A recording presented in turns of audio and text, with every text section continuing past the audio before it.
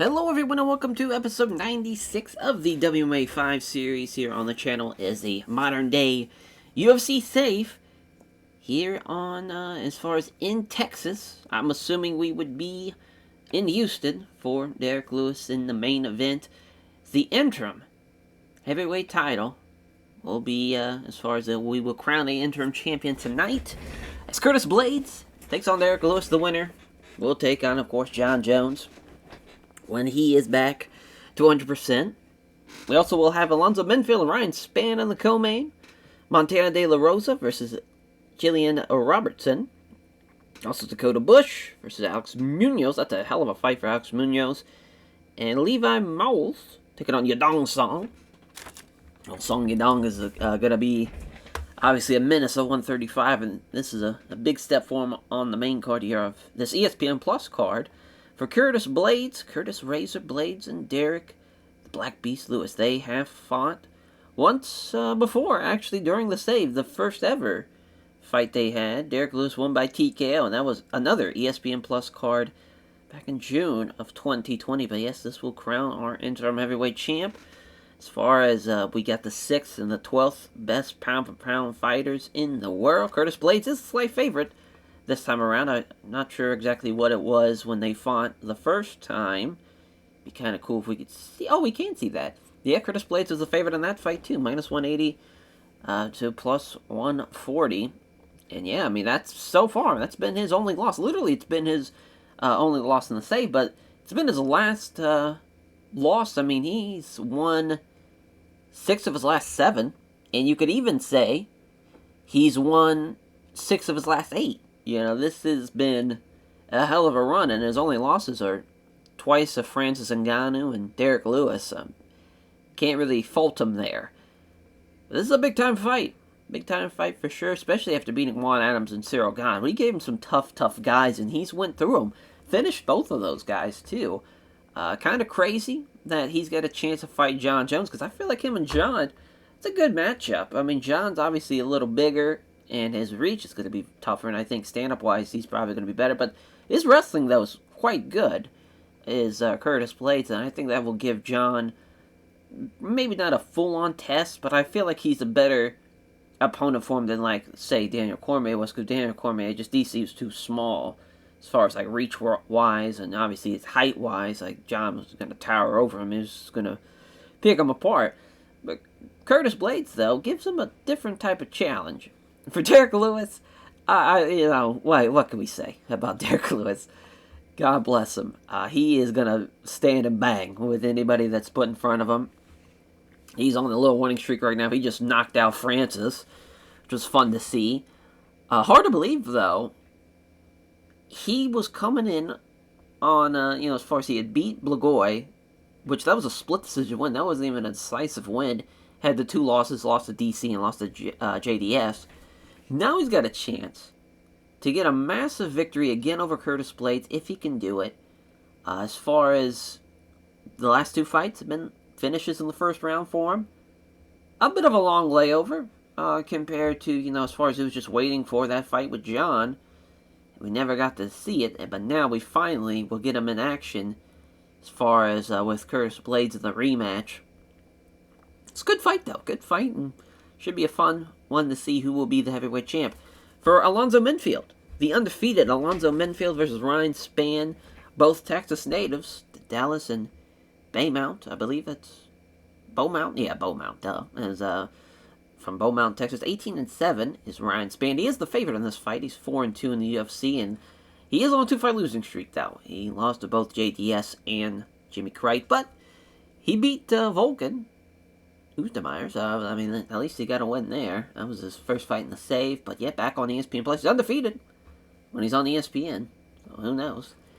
Maybe that will play a factor, but for Alonzo Menfield, of course, former football star, maybe not star, football player, as far as he, in OSP, they had the battle of the SECs, as far as football players, which, well, no, because Eric Anders is an SEC. I forget when Alonzo Menfield went to.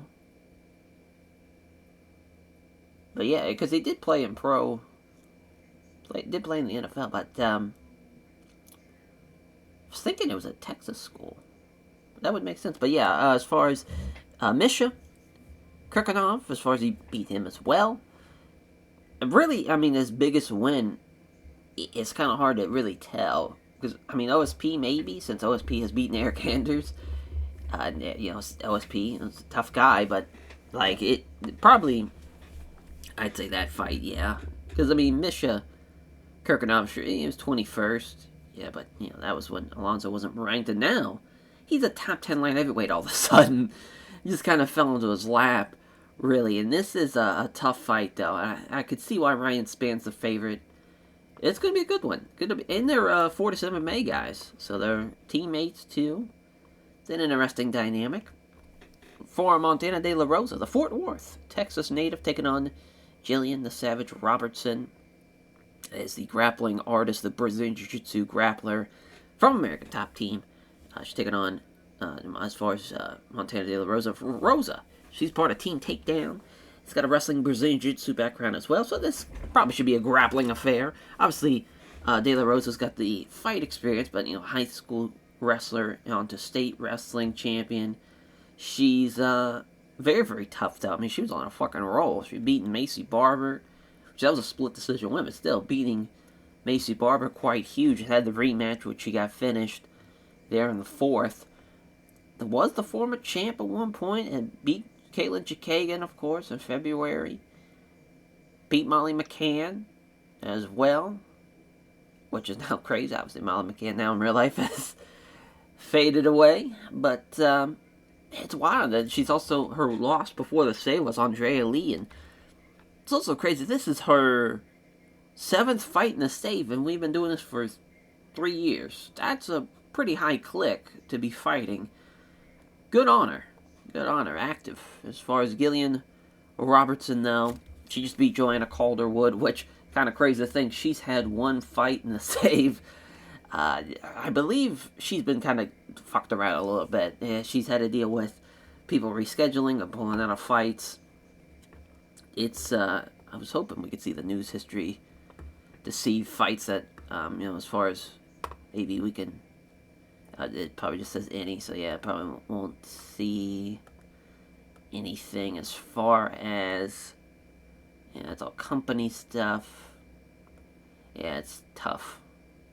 I wish it was like a thing here where it's like, fight change. It'd be nice. So I could remember. Because, I feel like she had to have. I remember there was a card, there's the Canadian card that she was going to be on, and something happened where we had to take her off it. But, yeah, I mean, actually, I think we can look, not personal. But it's good, though, to see who she's challenged, though. Oh, she challenged Blanchfield, that's crazy. Is it Health, maybe? Yeah, Health will show you history, but yeah, I figured she wasn't the one who pulled out of the fight, but it's an interesting fight, though, for sure, especially for Montana De La Rosa. She's looking to climb back and get another title fight. It's Dakota Harry Bush taking on Alex Munoz, the undefeated Munoz from Dallas, Texas. From Cuba, Missouri is Dakota Bush. He is 1-2 in the UFC, which is kind of crazy, but his 2 losses, I think it's all fucked up because he just beat Paul Felder in a very, very impressive performance. He's on a roll, as you can obviously see. He's won his last 7 fights on the save here, and definitely the Paul Felder win, because he not only beat him, he first round finished him, got him with a Kimura. He's very, very talented. Was a former PFL lightweight champion as well in the save. Like, he's a bit of a savage in there. He's taking on Alex Munoz, who's very, very tough in his own right, but he hasn't fought, like, Alex Munoz hasn't fought anybody of that caliber. He did beat OAM, but he's had great performances and whatnot, but it's just, he didn't beat anybody like Paul Felder, so this is a really big fight for both guys. They're both outside the top 20, or at the top 20 for Alex Munoz, but they're looking to get a top 15, top 10 guy even maybe in the future. And it starts there, as far as if they can beat the man in front of them tonight. For Levi Moles? Miles? I'm not sure how to pronounce it, but Venus, Texas. The Texas native taking on the Terminator in Yadong Song. My God, Song Yadong is a demon in there. He's the favorite, which is kind of shows you how great Levi is, though. To make his debut like this, he was an LFA guy. He beat John Dotson. No, he beat him. He beat him pretty bad, 49. I thought that was a 49, but yeah, 48, 47. So yeah, just went 5 rounds with Dotson. Didn't finish him, but went the distance with him and won. He lost to Trevin Jones, but yeah, hasn't had a bad fight in the save. He's gotten some submission wins. He's finished guys. He's kind of big for a bantamweight at 5'8", but, so is Song Yadong, though, but, yeah, one of the, it's funny, he's the youngest fighter on the roster. Not anymore. It shows you how old that is. Because, when he started, definitely, but obviously now, bro, as far as definitely the youngest. But he just lost to Dominic Cruz. Not only lost to him, got beat pretty badly by Dominic Cruz. He did beat Cody Stamann, but really at the same... Escuño's win was impressive. Fought a very, very tough Thomas Almeida, though. Because Thomas Almeida, shit, that motherfucker's going to be fighting for the belt soon. His first ESPN Plus card since the Overeem Rosenstrike card. I definitely want to get Song Yadong on a pay-per-view for sure, because he is talented. And if he gets the win here, that's definitely going to be a nice stamp, but it's a great test for Levi to see where he stands in the bantamweight division. In the UFC, for Alexander the Great Hernandez, taking on King Cage Devontae Smith. San Antonio native, 2-3 in the UFC, got a losing record. And he's taking on Devontae Smith, who's 13-2 and has a 4-1 record. As for Devontae Smith, he hasn't fought anybody like this. The Jonathan Pierce win was impressive, especially 30-26 in him. And he beat Damir Hadzovic, which is another impressive one. And he even beat Frivola, too, which was impressive. But as far as his one loss being Colin Worthy, too, it's a tough guy. He's going to bring it, for sure, as a lightweight. And that's why we put him as a prelim main.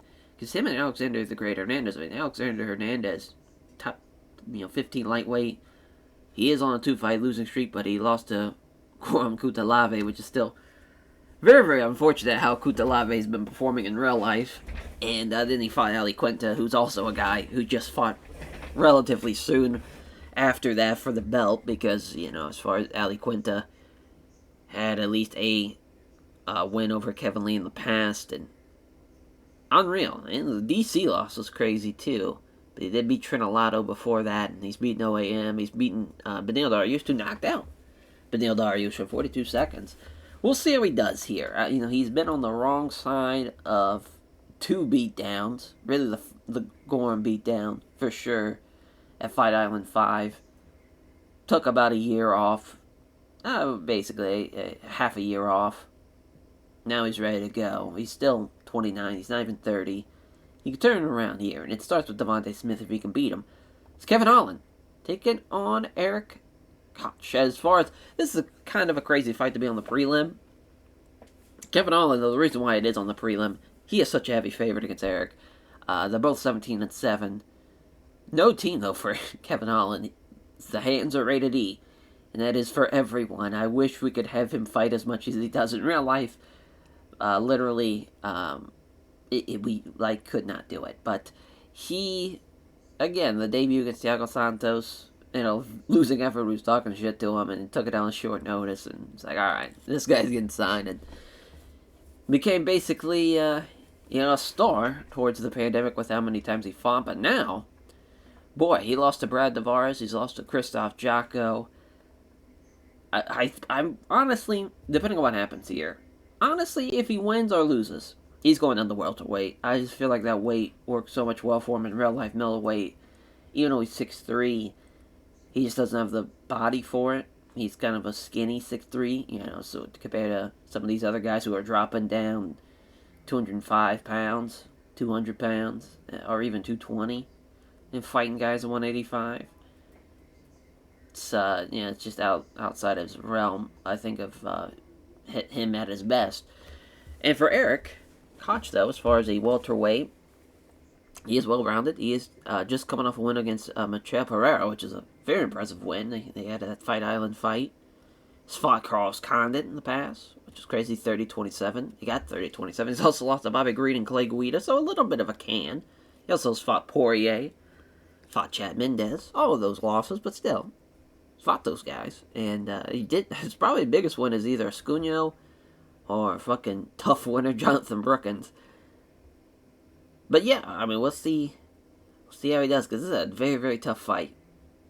Very, very tough fight for the Cedar Rapids, Iowa native, but it is a welterweight fight still. So yeah, I mean, this is going to be his first test, at least in the save, I believe, because I don't think I think the Bruno Silva fight was middleweight.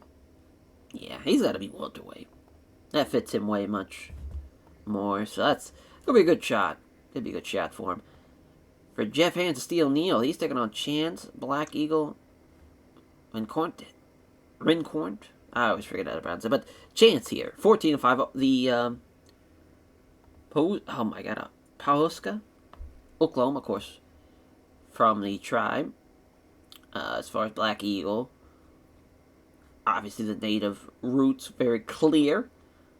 Welterweight fight as well for this one. He is on a 2-fight losing streak. If he loses this one, he's probably going to be gone, honestly. He'll be 14-6 at 35 and 2-4 in the UFC. Just not something we really need right now. But for Jeff Neal, boy, oh boy. It looked like he was going to go on an absolute tear at one point. But now, he's had 2 losses by decision. He got completely destroyed by Warley Alves when he was a top 10 welterweight. Then lost to Randy Brown, another dominant performance against him. And then Alex Moreno beat him, but then Moreno failed his drug test, which it was only recreational. So really, he should be on a 3-fight losing streak and has a chance to maybe potentially make it 6-4 if he loses here tonight, of course. But I just don't see it happening. He could turn it around here, get on the right track, and get that 15th win. And he's a 4-7 man guy, and that camp is looking pretty good. Handsome Matt Wyman taking on Carlos Diego Ferreira. Got Oklahoma versus Texas, Tulsa native there for Wyman. No team for Wyman, and Fortis MMA again there for Carlos Diego Ferreira, which Wyman is the favorite. Of course, a UFC vet for sure. This is his 20th fight in the UFC. He's fought a whole bunch of names here. Obviously, Cole Miller, names of yesteryear, Thiago Tavares, Dennis Siver, Mac Danzig, DJ Graham, Luis Pena, and then, now turning into the new decade, he's fought Selecki and Medesi. Christos Giagos, though, that was a tough loss, too. He got finished in the first round there. He had a pretty good run as of late, but of good fights, but hasn't really been pulling off the wins like he would like. He's 38, but he's got some power for sure.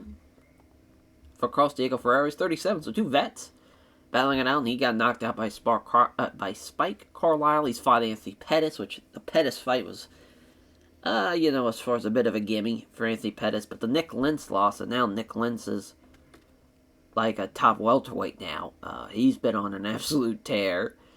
It's crazy to think it's a split decision, but there was, I believe, it was just a weird scorecard, because it should have been 30-27 for Nick Lentz, from what I remember in that one. And then for Kennedy Nzechukwu, the African Savage, he is fighting at heavyweight, jumping up from light heavyweight, which he's done in real life, and now it's like, oh wow, heavyweight's so bad that you could probably be a top 10 heavyweight if you wanted to. He's taking on Dontel Mays, or old Lord Kong himself, who is Jeffersonville, Indiana native, another 4-7 MMA guy, of course, for Nzechukwu. Dontel Mays is the favorite, but I would probably back Kennedy, to be honest. He did get a win. Oh, no, that wasn't his debut yet. He fought Adam Bodo at the Gordon Kurvov card. But yeah, he lost to Yandev and Paul Craig, which is a Paul Craig fight. I mean, that's a crazy guy to fight in your first outing. And yeah, that's definitely for the best here, for him to be a heavyweight here. Dontel Mays, though, very, very tough. Big dude, 6'6". He did lose to Jared Vanderraa, which is not a great sign. It's kind of crazy. We gave him 4 fights already. It's 2-2 in the save. We'll see how he does. We will see how it goes. as we kick off the show with that. But for our main event, of course, the rematch, this time for the interim heavyweight title. They fought once before. Derek Lewis won by TKO. Blades finished 4 of his last 5 opponents. They're 2 of the best pound-for-pound fighters in the world. This is the 7th time that Derek Lewis is main event. The 5th time, though, for Curtis Blades. And Derek Lewis has finished 3 of his last 5. Again, very, very close on the Blurcat staff picks. 4-3, with the slight edge to Curtis Blades. As for Alonzo Minfield, the undefeated Minfield, he's finished all of his last 5 opponents, but he might have met his match in Ryan Spann, Superman Spann. He's he's ranked lower than him. They're both 47 guys. He's very, very tall, though. He's got the power to really match Alonzo Minfield. That should be a very fun co-main, though. And then for Montana De La Rosa, taking on Jillian the Savage Robertson. First time they fought, De La Rosa's submitted 3 of the last 5. She's ranked higher. She's the better fighter. Former champ, too. Look to get a win, and again, still march back towards her chance at a title fight. Dakota Harry Bush and Alonzo, Alex Munoz. As Munoz 20th, Bush 21st in the lightweight division. Munoz is the slight favorite on Blurcat staff picks, but I mean, you cannot count out Dakota Bush. He is very, very talented. As Levi Moltz as taking on Yadong Song the Terminator.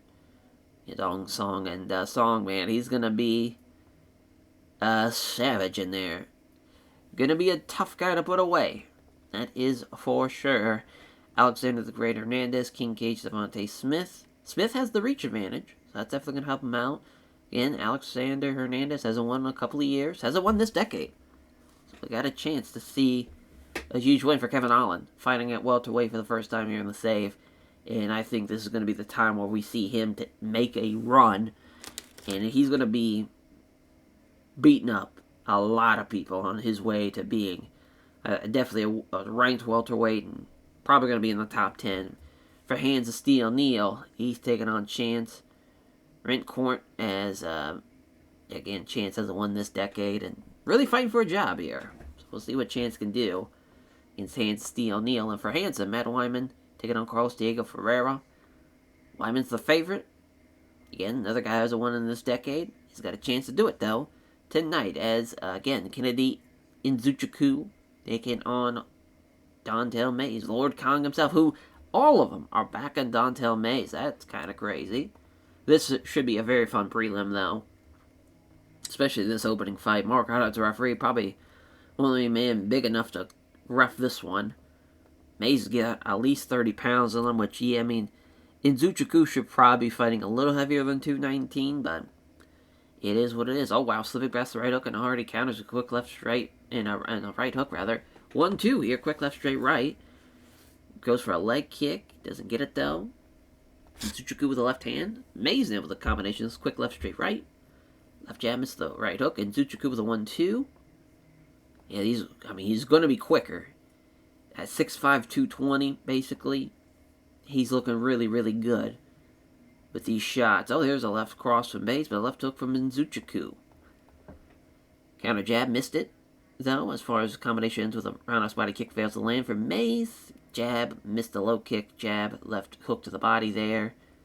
Walking him down, got him in the pocket, 1-2, Mays fails to land. There's a low kick now.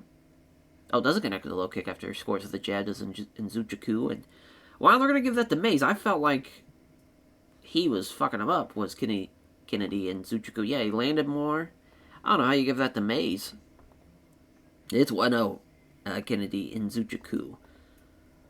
Yeah, left hand. Left cross down from Mays. Mays getting tired a little bit. Oh, all of them defend him well here. All these punches coming in. Jab, hits the right cross that's blocked, though. 2 jabs. Right cross from Nzechukwu, left hand from Nzechukwu. There's a right cross for the left jab. Left hand from Nzechukwu. Yeah, again, Mays is getting more and more tired. Clean right hand after the jab. Yeah, Dante Mays, he's looking better this round. But he's also extremely tired. He's not going to get this takedown. Doesn't get that one either. Yeah, he's, damn near fighting on E now into the right cross here from Nzechukwu, and who really is not even close to getting tired, and he lands a 1-2 as well to end the round. That one might have been Mays' round, though. Well, he clearly got outstruck, but he did land the one power shot. But he got this takedown stuff.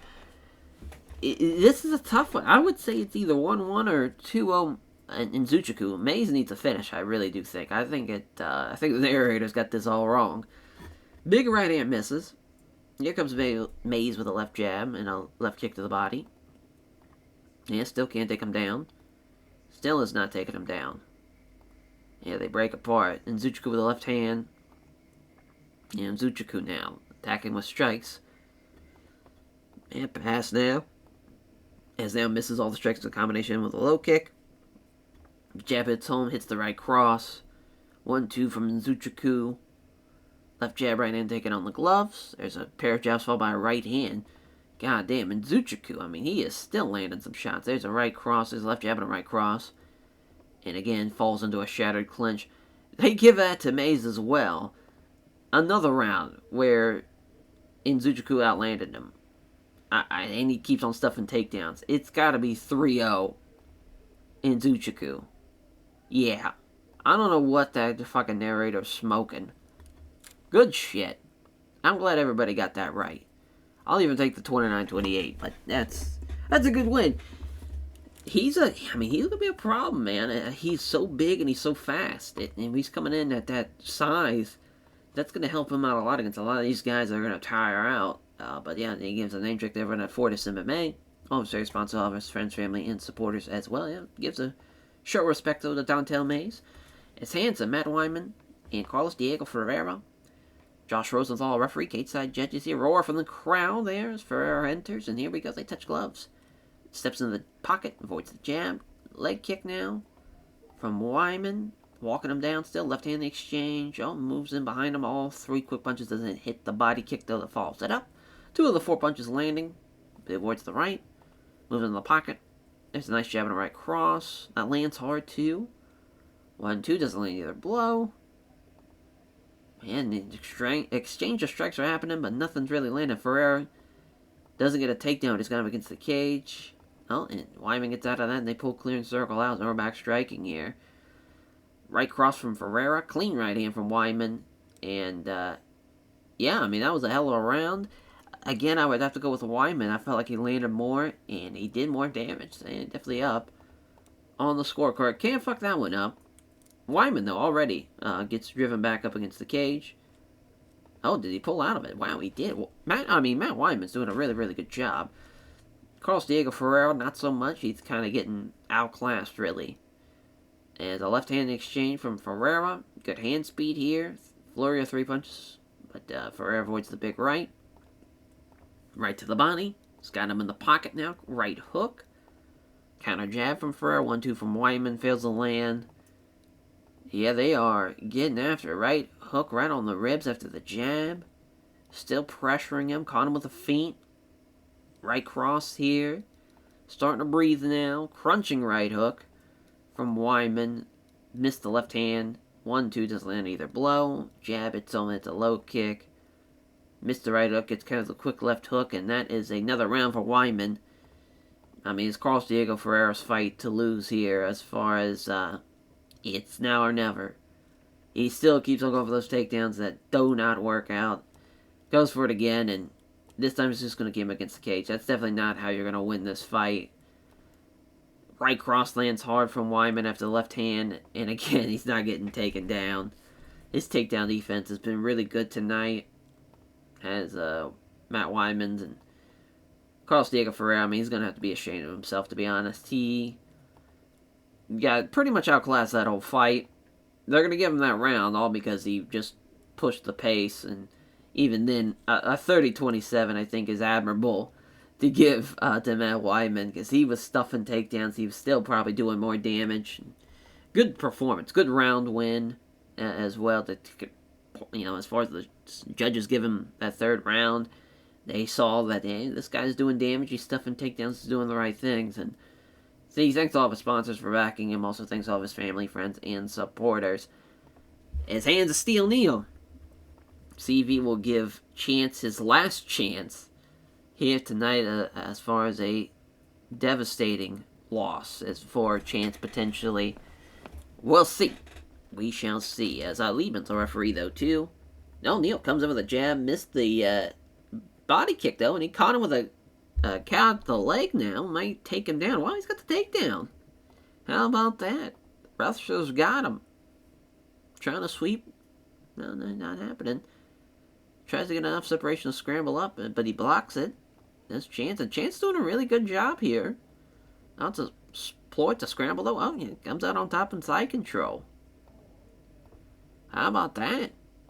I mean, he's going to beat Jeff Neal here. At least in this first round.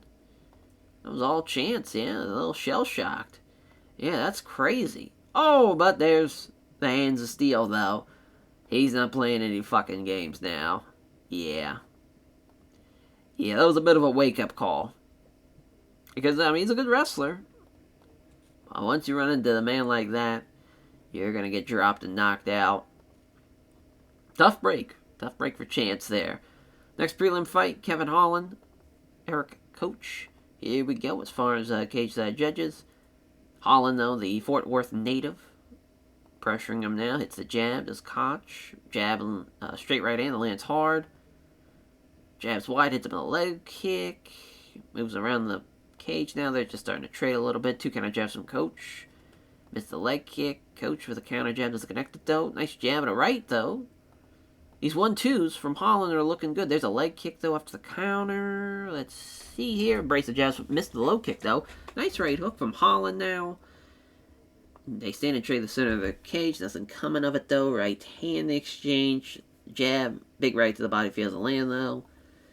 Counters the right hand. Does Coach. Beauty of a straight right there after the jab. Jab. Missed the low kick. Off target with the jab. Lands a nice right hook. Oh, and he rocked him with that right hook. Will he catch him here? Oh, my lord. A vicious head kick. Down he goes.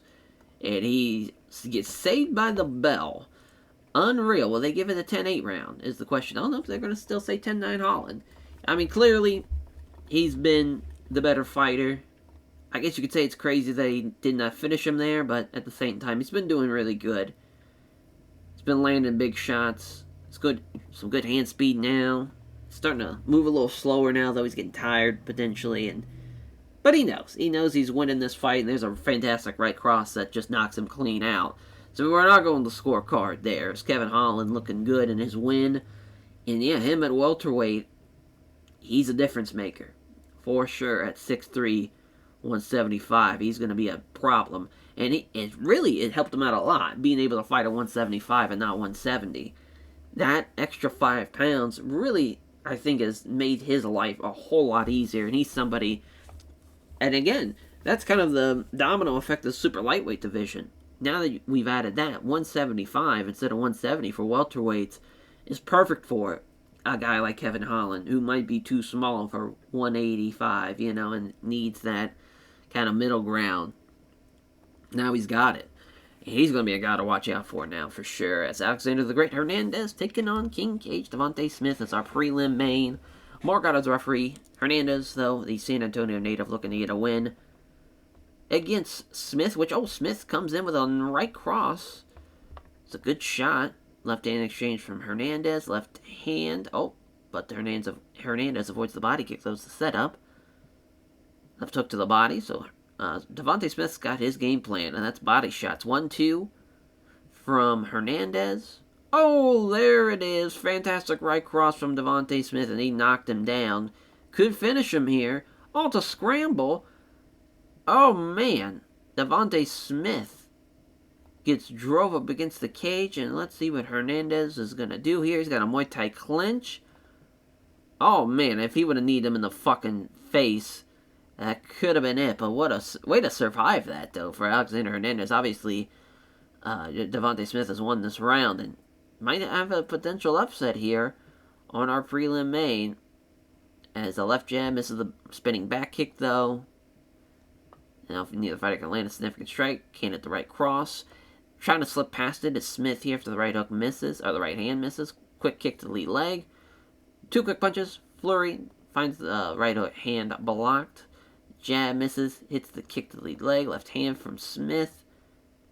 Jab, right hand absorbed on the gloves. Lands 2 quick jabs followed by a nice right hook. Good boxing here. Yeah, from the 2.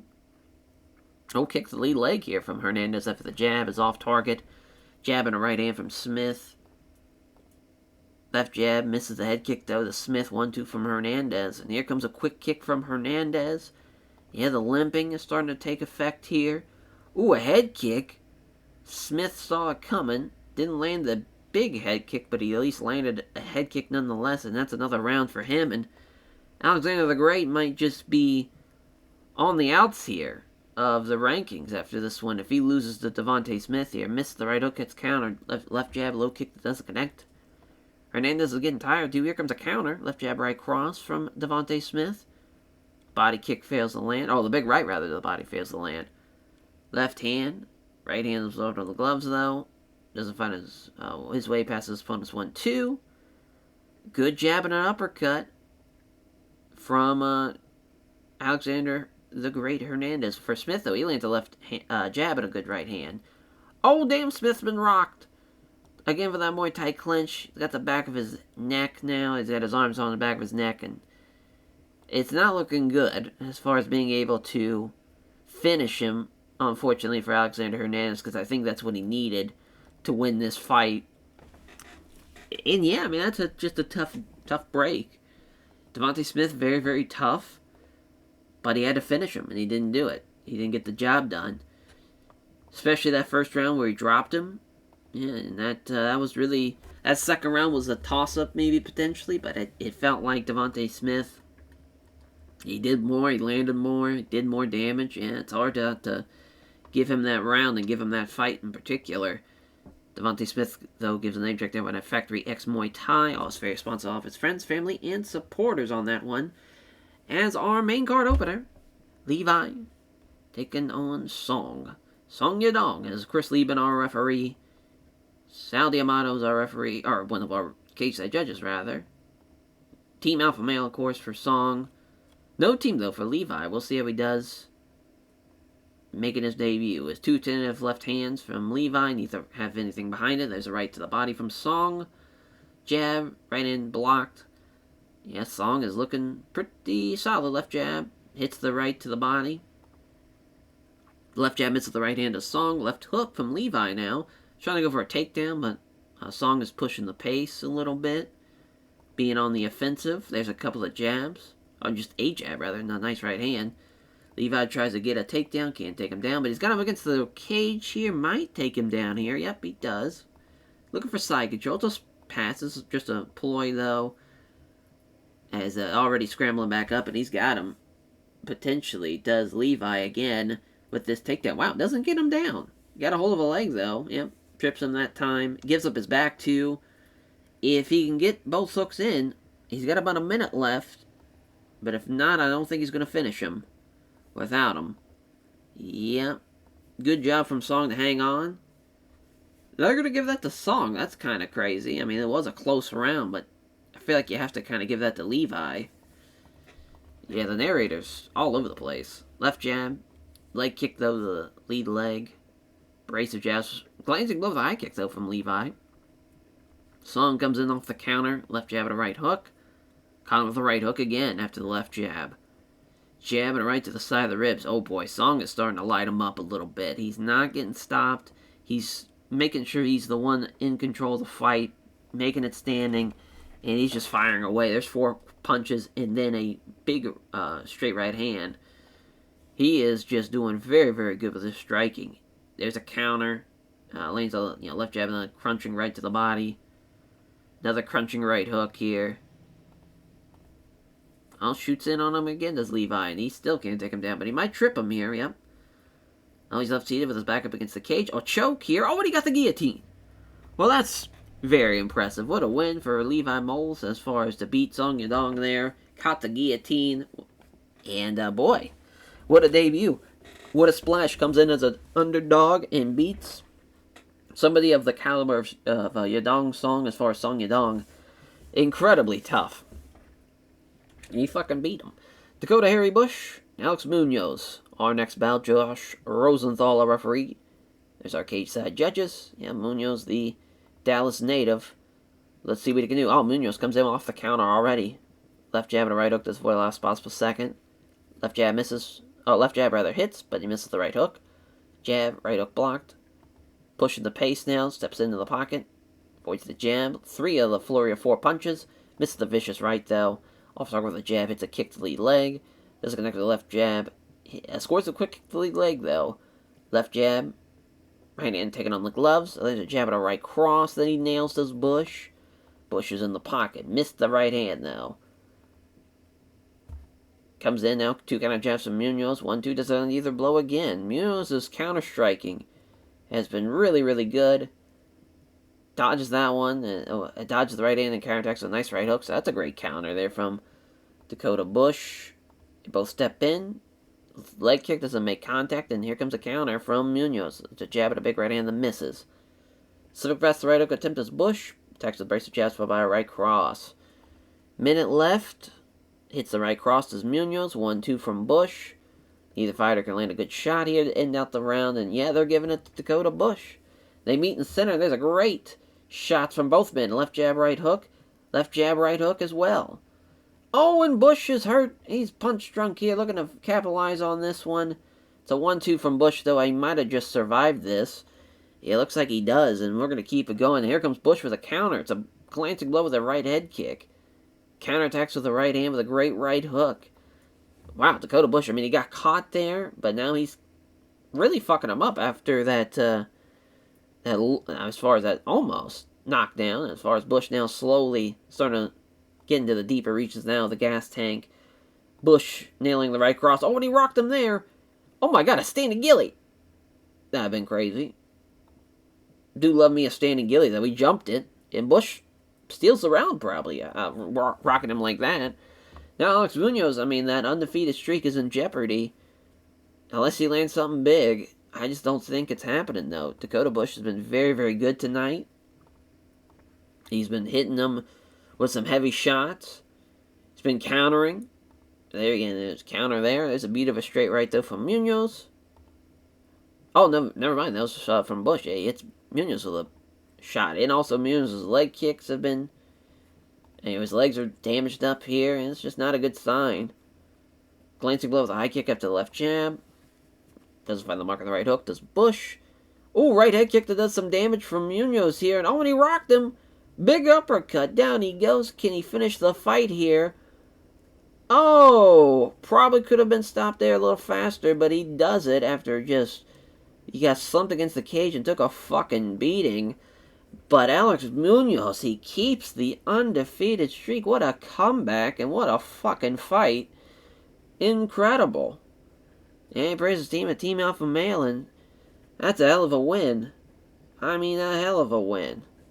God damn. It's Montana De La Rosa beating Jillian the Savage Robertson. Mark Adams, the referee. Gateside judges here.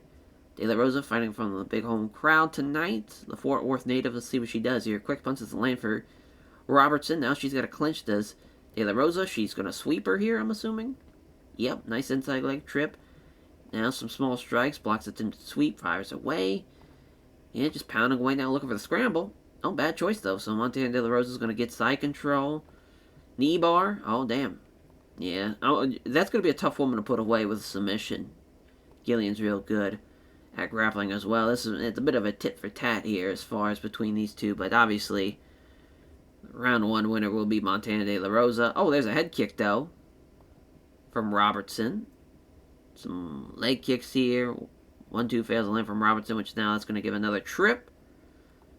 And yeah, this is going to be probably another round for De La Rosa. Oh, it's a scramble, though. Oh, Robertson's up first, though. She's quickly grabbed, though, and she's going right back down. Another trip takedown. Yeah, I mean, just the grappling is just too good. Robertson needs a finish here. Lance looking for a shot here, but already just clinching, taking her down. Trying to pass. It's a scramble, but De La Rosa just comes out on top where we were. Yeah, just making sure she doesn't get caught, though, with a submission on the bottom, you know, because she's been dominating. She knows if she's winning this fight. Just got to make sure she doesn't get caught with something crazy. And she should be good, though. And here comes the big head kick. She's going for it, though, at least, is Robertson. But, oh, and there it is, guillotine. Oh, damn. I'd say that'd been crazy if she sunk that in, but yeah, not going to do it. And that's going to be a 30-27 win for Montana De La Rosa. Not the greatest of fights, but she gets the win, though. Nonetheless, as our co-main, we see Chris Lieben, our referee for this Alonzo Minfield Ryan Spann matchup. Going to be a hell of a fight. The two Texas natives going to be battling and beating the piss out of each other. Left cross already from Spann. Good right hand from Minfield. Right hook doesn't find the mark after the left jab from Minfield. Quick punch doesn't land it, though. Spann misses the big punch. Here comes a good right hand after the left jab.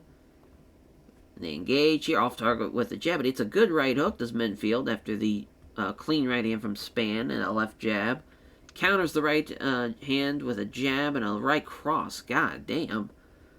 Low kick here from Spann. Good right hand from Minfield. Solid right hand again from Minfield. He's been landing these right hands at a pretty good click. And now a big time shot from Spann. It's a powerful straight right. Oh, he knocked him out cold. Poor Alonzo Minfield. He had a hell of a run, but he gets the lights knocked out of him. And the lights get turned off, and he wants Yuri Prohaska. Well, first of all, Yuri's fighting for the belt, so you might have to pump your brakes there, bud. But if he loses, though, definitely could see that happening. And now our main event for the interim heavyweight title, Curtis Razor Blades, Derek the Black Beast Lewis. So here we go. The contest is for the interim heavyweight title. Rosenthal's our referee. Cage side judges. Lewis is fronting from the home crowd tonight. Here we go. Already a little bit of maybe waiting and seeing, and especially from Blades here, which actually works out. Left jab and a good right hand off the counter. Lewis again gets countered. It's a left jab and a good right hook. Derek Lewis is getting pretty fucked up here already, and Blades with a takedown. This is already looking better for Curtis Blades than the first fight has. Ooh, but he got cut now. Does Lewis now. Gash underneath the eye. Looking for side control to scramble. Oh, Lewis has already got him up against the... He's already wrestled up against the cage, so now Blades is going to take him down with a slam. Ooh, a fast elbow to the back of that. Damn, that's crazy. What a window for Blades in that first round. Obviously, Lewis is going to be on the 8-ball here. He's going to be behind the 8-ball. Quick kick to the lead leg there from Lewis off the counter. Blades with the left hand. Nice right hook, though, from both guys after the jabs. Wonder who's got rocked or anybody. Oh, yep, it was Curtis Blades. Looking for the scorching right, but he slipped at the last possible second, and Blades is going to hang in there. That's all it takes is just one shot to change this whole fight. Derek Lewis is getting tired, though. Not a great sign. The longer this goes, the more it will favor the more it will favor Curtis Blades, rather. Quick punch doesn't hit it. Shoots in on him, does Blades. Almost got away, but not quite, but he's going to get pressed up against the cage, and another slam. Got his... Oh, does he have his back? Oh, he's left on his back under side control. Never mind. Pounding away now. Yeah, another round for... Oh, wow, they're going to give it to Lewis. I don't mind that, actually. He rocked him. He probably did more damage. Yeah, that's fine. Even though he got out-punched, but he did more damage. So I'm cool with that being 1-1 now. Here comes a counter from Blades. Quick left jab and a right hook. Clean right hand from Blades after the left jab. Oh, and he rocks Lewis now. Oh, my. He went for the head kick. Trying to cover up. There's the big right uppercut. What a shot. Still got him up against the cage here. Finally, the referee's going to stop this fight. God damn, Josh Rosenthal. I mean, he wanted him to go out on the shield, which I respect. Especially for a guy that's the Texas native. But what a win for Curtis Razorblades. Avenges that loss. Looked really, really good in this fight. And now I cannot wait to see him and John Jones fight. So that's going to be a hell of a battle. The interim heavyweight champion is Curtis Blades. And he thanks all of his sponsors for supporting him as well, all of his fans. This has been a hell of a night for Curtis Blades. Yeah, they can never take it away from him. Yeah, as far as that win. And sure, we only had 8,000 people. We made almost $3 million off the gate. That's kind of crazy. Popularity increased in a lot of places as well. I'd say all in all, in a successful night. Yeah, one Alex Munoz, Levi, Devontae Smith, and yeah, Gennady Nzechukwu as well. Some good stuff. Good stuff. Wow, we actually made $6 million on the night. That's Pretty nice. Pretty nice. Well, that will do it, though, for this episode. Thank you all for watching, and we'll catch you guys next time. Take care, everyone.